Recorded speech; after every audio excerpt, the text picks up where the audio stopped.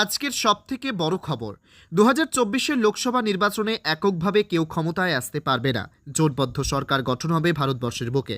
আর এই সরকারের মূল নায়ক হবেন বাংলার মুখ্যমন্ত্রী তথা তৃণমূল সুপ্রিমো মমতা বন্দ্যোপাধ্যায়, দাবি করলেন চোপড়া ব্লক তৃণমূল শিক্ষা সেলের ব্লক সভাপতি মমতাজুল ইসলাম।